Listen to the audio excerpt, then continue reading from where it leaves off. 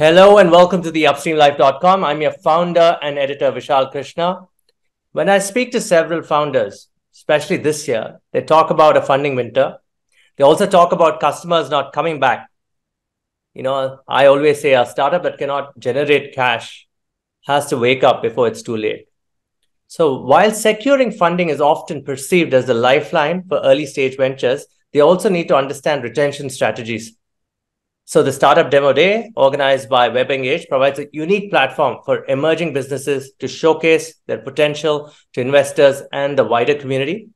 A fundamental pillar for sustainable growth, again, is a retention-first strategy, which helps startups stay alive and thrive. So my two guests understand this very well. I have with me Anand, Lunia, General Partner at India Quotient. Hi, Anand. Hi. Hi, Vishal.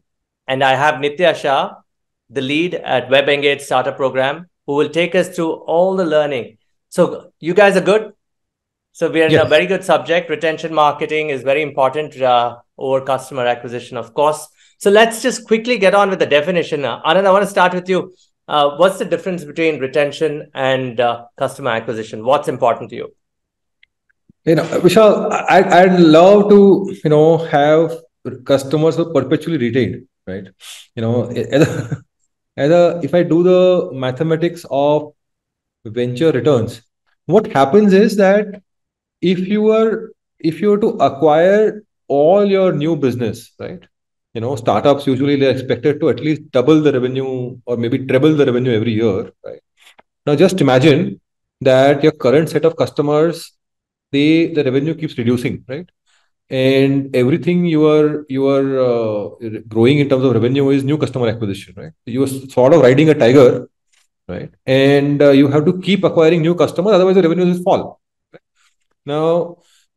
But traditional businesses which are successful, right? For example, let's take a business like Gillette. Both of you don't shave apparently, uh, but let me use the example of Gillette, right?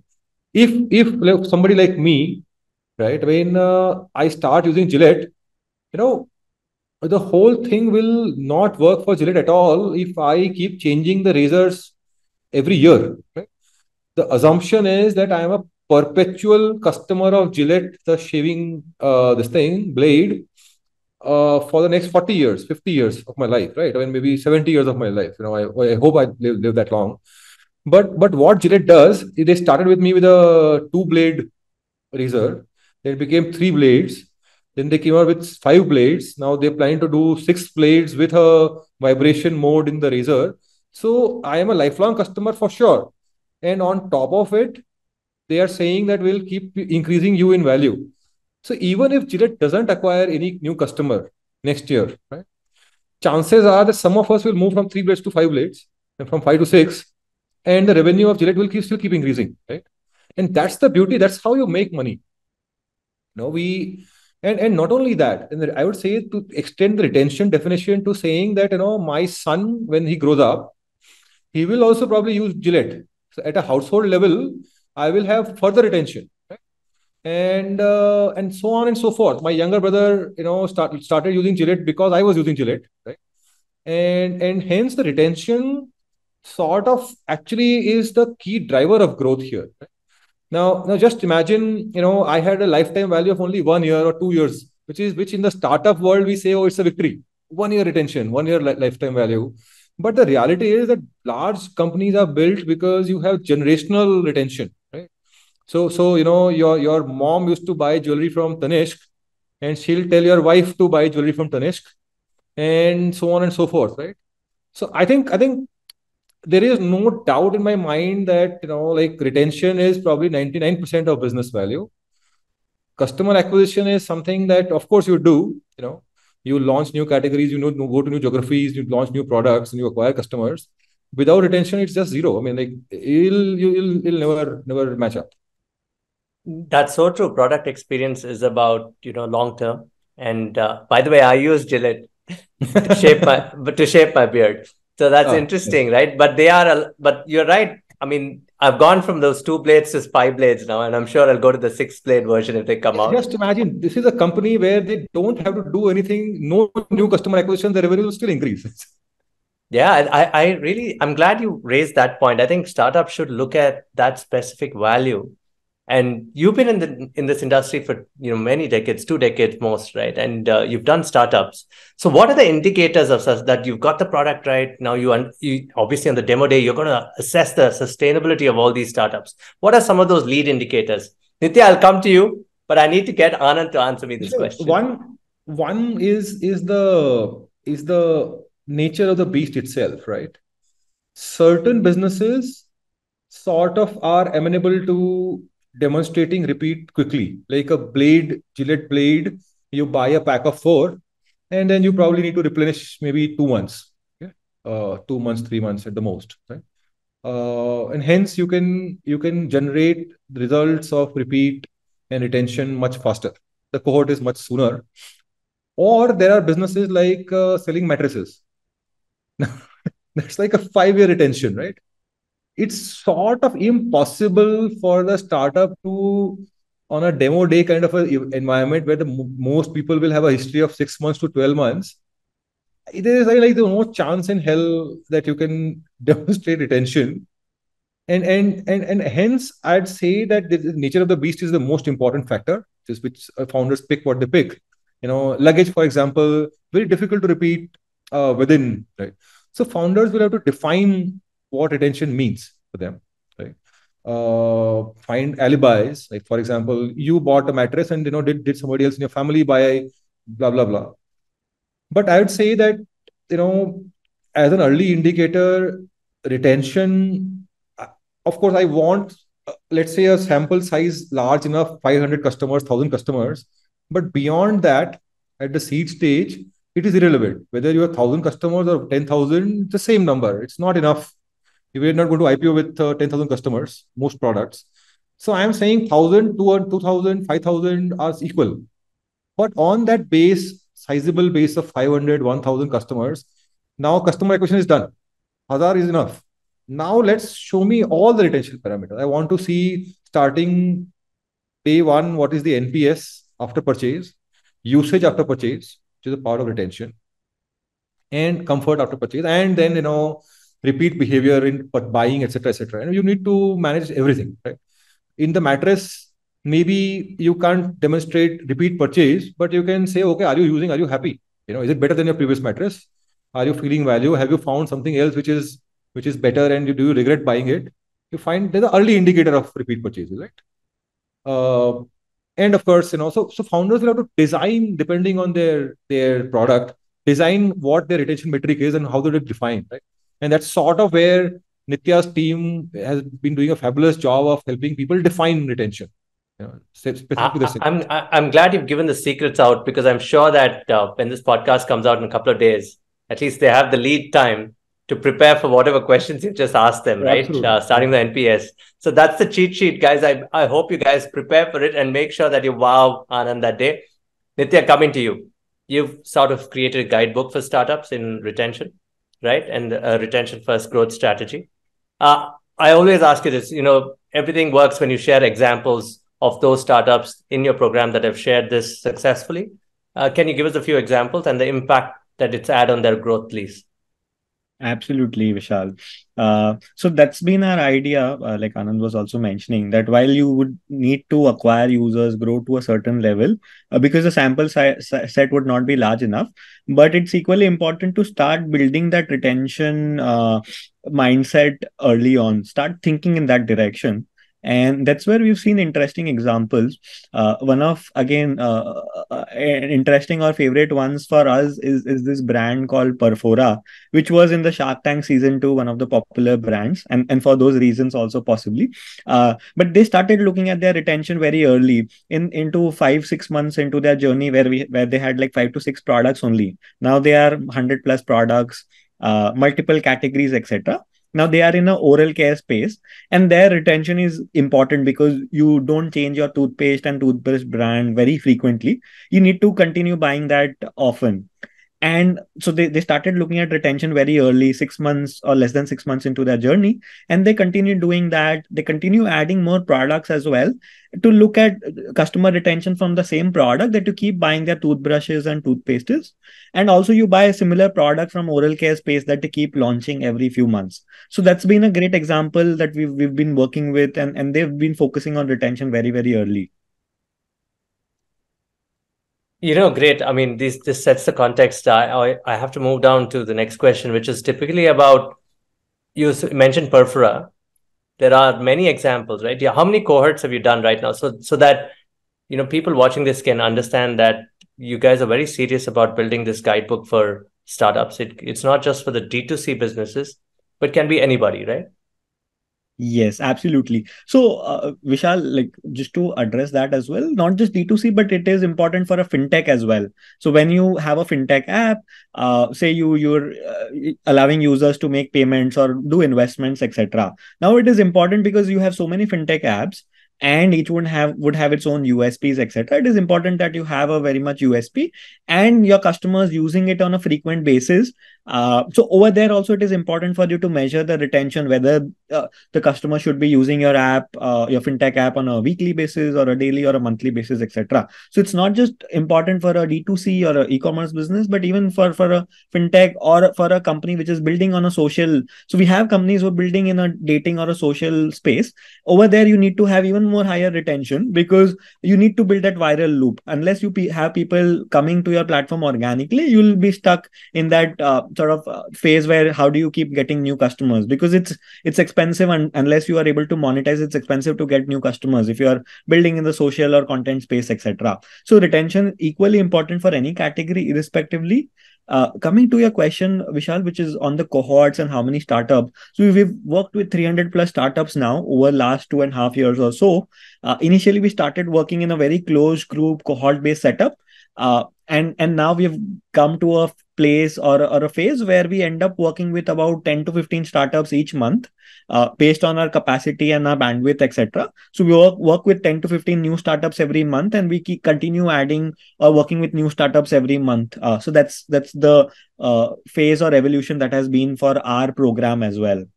On that note, I also want to talk to you about a couple of things, right? Why do a demo day? There have been so many demo days. So why is it different from other demo days? You want to tell me?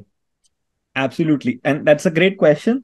And some of the other questions also which we keep getting is it like a inspiration from Shark Tank and those kind of things also, right?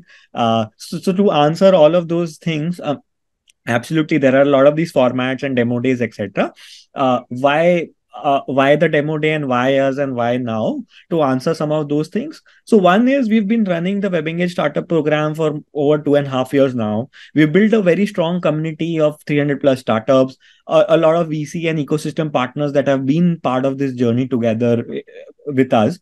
So we thought this is the right phase for us to actually build a platform where these startups that we are working with, or who might be in our network, etc., can get that sort of interface with the VCs and the community, etc. Have that platform where they can showcase what they are building, get the feedback, work on it, etc. So that's one of the things. And one of the other angles, which is also different from other demo days, etc., is our focus on that you should be also talking a bit about your retention, what and how you are thinking about it, or what has been your journey on retention so far. So that's also one of the different aspects that we are taking, which is not just talking about your TAM and your traction, etc., but a little bit also around the retention side when you're doing the pitch on the demo day. So that's the answer to why the demo day from WebEngage, why now, and how is it different generally, and what we are thinking about it.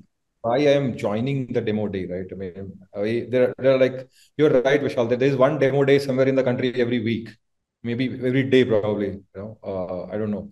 But I think WebEngage, in general, informally, the team has been passing on some companies to us. And the quality is very high. They're working with some of the best startups in our portfolio, existing portfolio, and in the country in general. So I think their ability to curate good quality companies, I think is trusted for us. It's not like, they're pushing companies where they've invested in, right? So it's sort of to that extent an independent party who sort of, understands the businesses, right? They have probably more experience than I have as a VC in dealing with some of these businesses, right? Because they naturally work with more startups than we can work practically. So I No, think that's well said.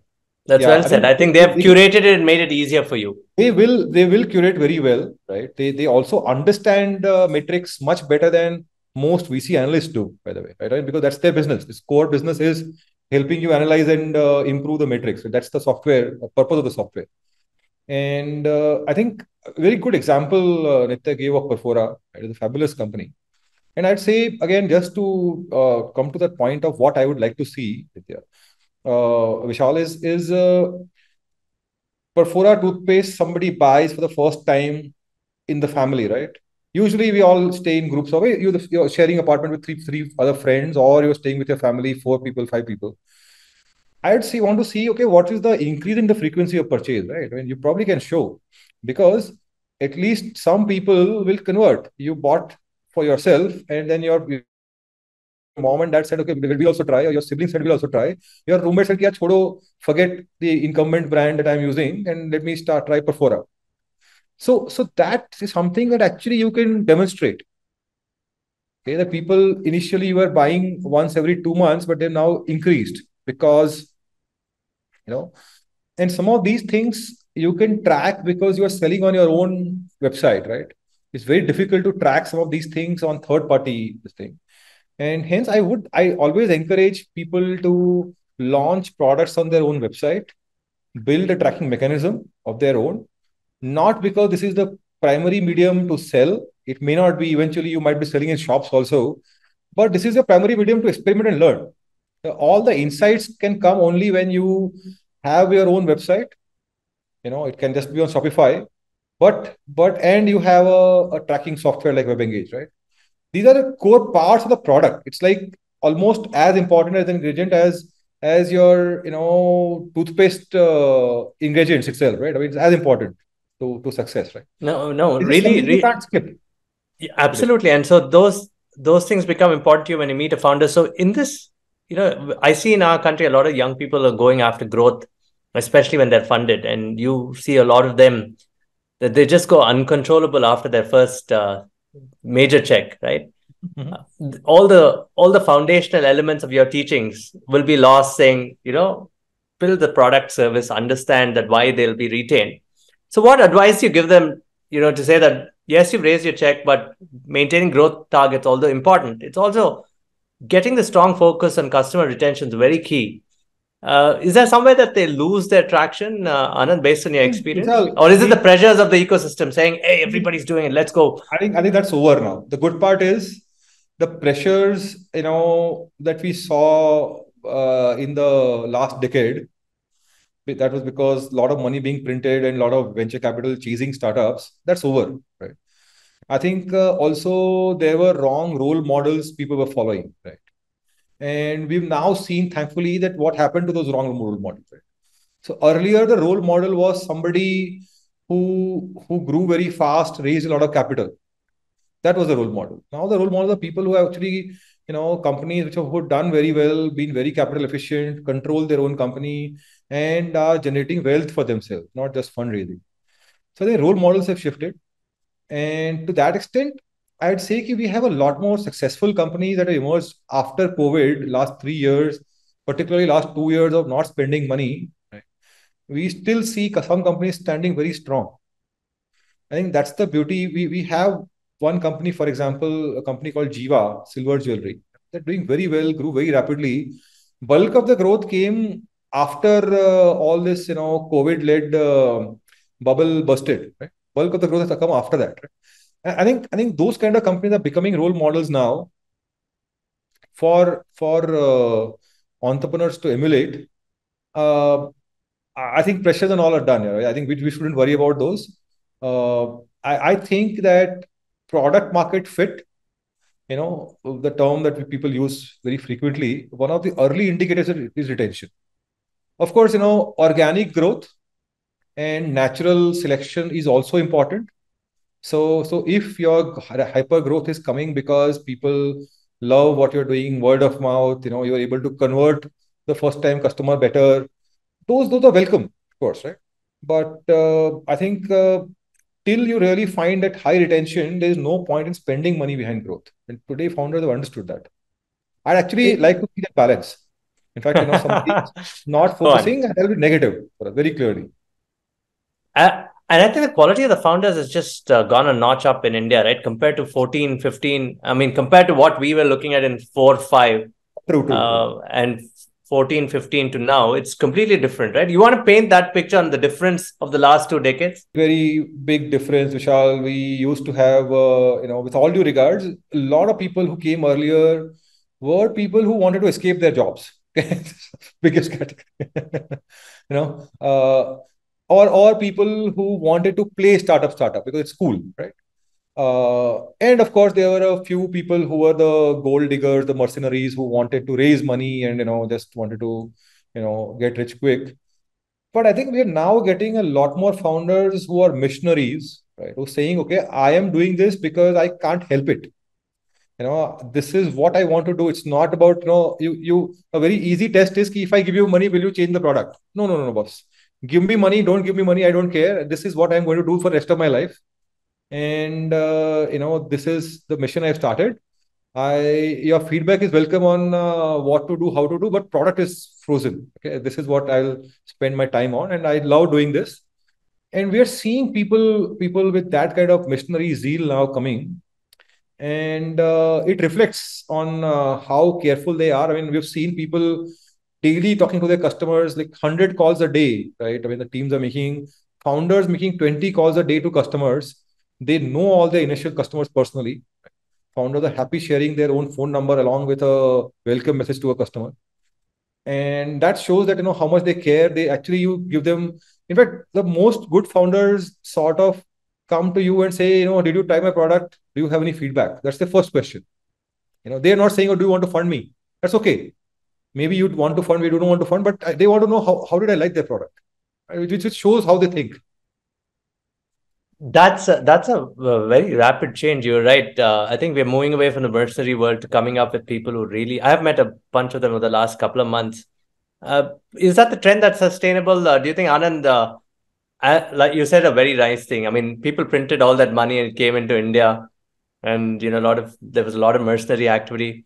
What is that reality? That these are the guys who will say that, look, I believe in my customers every day. They're okay, like you said, they're okay to share their numbers. First 20 customers, they will hold on to them. I mean, one of the things that I think is a lot of the customers that I speak to, especially in the B2B space, is that founders need to learn how to build a team, right? That they need to go beyond. So that's where even retention becomes there. That will they have the second line of management that can focus on retention? How would you advise them there, Anand? Vishal, I think it depends on, for example, I'll give an example from earlier days, right? And just so that I used to be on the board of this company called Carwale. Okay, and the founder is fantastic founder. And one day I went, I used to be on the board of the company. I wanted to buy a car, and I said, I went to the CEO Mohit, and I asked him, Mohit, who should I talk to? Because I'm buying a car. I want to talk to somebody who can advise me. He got up from his seat. He didn't have a cabin. He used to sit in the den like everybody else. There were some 100 employees. He said, Anand, this is Carwale. You talk to any of the 100 employees in my company. Everybody is an expert on all the cars. Everybody has test driven every car that comes to the market. Okay. Because this is Carwale. Being a car lover and passionate about cars is the first quality everybody has to pass. Whether you work in the tech team, product team, call center, anywhere. Everybody is a car lover and they are very passionate. They will know everything about every car in the market, right? So, like, you can talk to anybody, just randomly pick anybody in the team. Now, that is how you build a team which is passionate. Everybody, I think also the culture, once you, how you hire, and then the culture you build, right? I mean, I think when I say you need to have some good quality software to track your metrics, I would encourage startups to share the metrics with everybody. That's fantastic. But I metrics talk to a to lot of express startups who yourself. don't share that. I'm No, they glad you should. mentioned I that. think everybody should know every number, right? I mean, you may not be responsible for every other number in the company, which is fine. You can't be. Every employee has their own KRA, but the information should be available to everybody. The context should be available to everybody. And then, it allows people to connect with the mission of the company, connect with the numbers, performance, come up with suggestions. This is not my team, but, I love this mission. And, something else is not working somewhere else. I have a suggestion, but I have a suggestion because I know the problem. I am seeing the numbers. And maybe I want to go and talk to that other colleague of mine who's struggling with his or her numbers. So I think one, who you hire, and then what kind of culture you create of transparency, involving everybody, etc., etc. I think, Yes. and these two things I've seen being big drivers of success in No, startups. no, that's very insightful. Nitya, I want you to come in and talk about the color on the demo day on December 9th, right? It's in Bangalore. If you guys are watching this, you should apply. You should at least come and check it out. So what is the kind of color that we expect? How many angel investors, how many VCs, partners coming in, and the kind of people that are coming in? And obviously, I would ask you that a lot of people should network there too. But what is some of the color that you'd expect there on December 9th? Absolutely, Vishal. So we're looking at about 150 plus startups who are applying for the demo day, out of which 12 would be shortlisted as finalists who would be pitching on that day, which is 9th of December. We have six senior partners or partners from the VC space, including Anand, who would be joining us as sort of, like hearing the pitches and sharing their feedback, etc. Of all these 12 finalists. And then we also have a bunch of folks from the investment teams from other VCs and a few angel investors, etc. So we are expecting these 12 finalists and a lot of VC ecosystem, VCs and angels, etc., who would be there generally not just to invest, but to actually hear the pitches, share their feedback, etc. Because eventually, if they are building great products, if they have great metrics, the conversations can continue offline. So that's our larger idea, to have a room where sort of those conversations and feedbacks can be flown in, can Will be will sort of. this will this program just be limited to Bangalore, or would you like to do a roadshow kind of a thing, or it'll be different cities, different months? How's it going to go? That's a very interesting question, Vishal. So this is the very first demo day that we are doing. So we definitely collate a lot of feedback from the first one, and the idea is to continue doing this. So across India as well as globally as well, some of the other ecosystems or places where we are present. The idea is to take this to different places because the founders are building in the similar spaces, and we have that network and access, etc. So our idea is to create a similar platform across India and globally as well, possibly. But this is going to be our very first one. So we'll see, we'll take feedback, and then we'll make it Nitya, better. I am confident that we can take it pan India, and definitely to Bombay and Delhi. We should go there. I'm I think sure. I'm sure even there's so even much happening. Indonesia, for that matter, is what we are thinking, because it's very active. The ecosystem there is also bubbling a lot, like Bangalore. Jakarta is a lot of startups there, very much enthusiasm. So our idea is to take it there as well, possibly in the future. No, no, no. Good, lovely. So Anand, like we discussed earlier, there's a startup demo day happening every day in India. It's a great time for India, no? It is, Vishal. It is great time for entrepreneurs. I think the good part is that a lot of entrepreneurs now come and sort of lament that there is not enough money like earlier days, right? Uh, but the good part there is that I think, first 3 4 years of a company, they form the DNA of the company. So one, your competitor is also not getting a lot of money, which is also good for you. Two, yeah, two, also that you sort of learn the value of money. Some days, most of these good entrepreneurs will get funded, but when they get funded, they'll know the value of money. It's a good learning to take in the right spirit. And I think entrepreneurs have to stop judging their performance according to how much money they raise.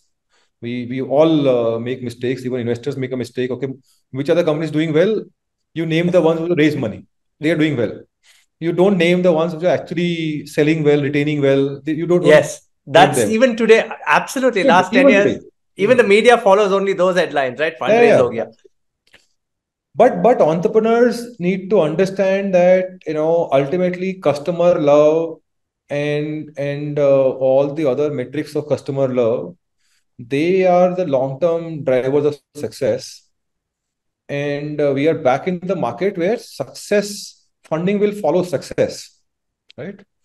Funding itself is not success. Funding will follow success, and it will follow. To that extent, the market is not that shallow right now. There is enough money in the market. People are waiting. The bar has gone much higher. Yeah, And and you'd recommend them to pitch everywhere, right? I should keep pitching. One line that I use with most of my current founders, he was, whoever funds you is your sequoia. जो तुम्हारी funding करते हैं वही तुम्हारा सिक्योया है. With Absolutely. That's quotes that really well said. you fund. So don't worry about who, like, it's beauty lies in the eyes of the beholder. And most good funds, I think you're better off if everybody says no to you because they say your market is small, we don't like the business, blah blah blah. But somebody funds you. So now just imagine that you will not have a competition because nobody wants to fund that space. Right? Whereas you launch a company and everybody wants to fund you, then naturally it means that you will have 10 competitors very soon because everybody wants to fund you. Right? It's very Absolutely. interesting measure. But I think you have to keep pitching, you have to keep selling, and first 3 years doesn't matter whether you struggle or not. These are foundational years. You need to stick to the right principles, look at the right thing, and design your mindset around celebrating the right goals. Right? Don't Yes. celebrate fundraisers, etc., but celebrate wins at the customer level. No, fantastic. And is there customer absorption in understanding that they have to work with startups high nowadays? Is it very high? B2B space, yes, I know. Yeah, it is. Like Vishal, I'll tell you that the turning point for the entire digital adoption, customer love, so people weren't really buying a lot of stuff online, but somewhere around 12, 13, 14, very interesting phenomenon happened. Ratan Tata, he started investing small checks in multiple startups, right? Absolutely. Absolutely. Suddenly the credibility of these startups in the mind of a lay buyer changed dramatically. Okay. And suddenly, Amazon, Flipkart got the backing of some big people. Amazon, NRN started doing Yeah, some Amazon. correct. Credibility, these big guys, particularly Mr. Tata, the credibility they brought to consumer startups was phenomenally high. Right? I think today we are in a market where I think most customers understand that they prefer a startup product. They know the startups work harder. They'll have more ethical values. They try to give more value for money. And I think it's the other way around. I think it's the incumbents who are now worried ki customer adoption, and the startups actually have an edge. It's not negative.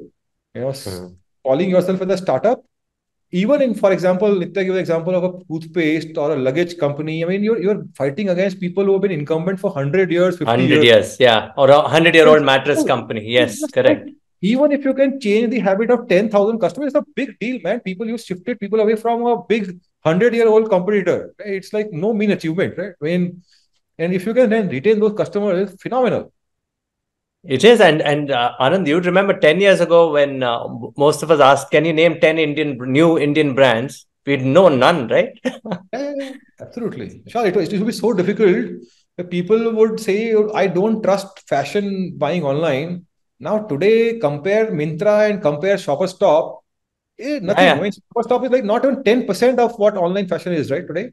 Uh, Absolutely. 10 years ago, you would say, no, I want to go, I want to try, I want to go to a trial room, I want to look myself in the mirror, only then I will buy. We've made so much of progress today.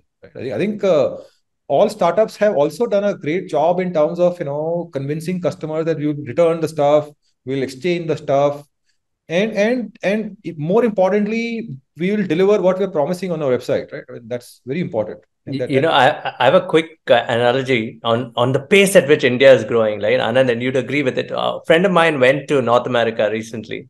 And he was in a town. He said it was so boring, and he had applied for permanent residency there. He just came back saying, I cannot handle the slow pace of the West. Can you believe it? And he said, India, he's from Hyderabad. And he said it's bustling with activity. And that's the advantage these startups have. I totally agree with you. I think digital life of an Indian consumer is better than in all most developed countries, right?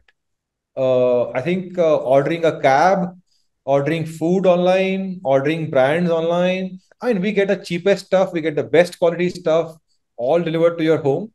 We have some infrastructure problems and physical world problems, right? Brick and mortar problems. Yes.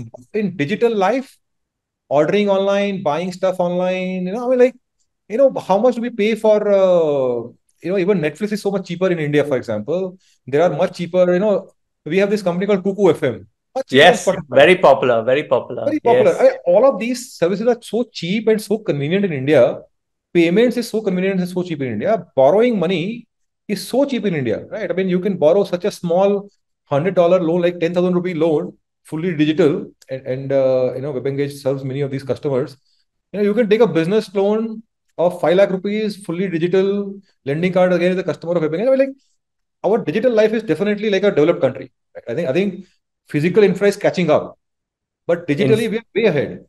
Yeah, in fact, much better than the West because there are closed loop systems in the West, right? We are a developed country, boss. I mean, I travel to US. Correct, I agree with you. I'm glad somebody had to say it. US, I have to get cash currency because some people will not accept credit cards also, right? You have to have cash, you have to have credit cards. And checks. Here in India, I'd make a 1 week trip. I don't even realize I didn't have the wallet. I didn't even realize the wallet neither. I've not visited a bank in 6 years. Yeah. Seriously, that's how it is. I don't even pack my wallet now for trips, right? I don't realize. But you travel abroad, you need everything. Absolutely. You carry out documents physically. Your COVID certificate, you take a printout. Oh, man. Here, digital, right? It's crazy. You said it. I mean, one of my clients is a Fortune 500 company and they still carry physical COVID docs. Oh, yeah. I mean, forget all that. Haircut, right? Boss, I have 3 providers for selling haircuts to me at home. Which country in US, you have to make an appointment and you can't get a haircut on the day you want to get a haircut done. I know. We are living in great times, guys, and therefore the demo day is going to be very exciting. I'm going to be there. I'm going to be talking to Anand, Nitya there, and doing some stories there, of course.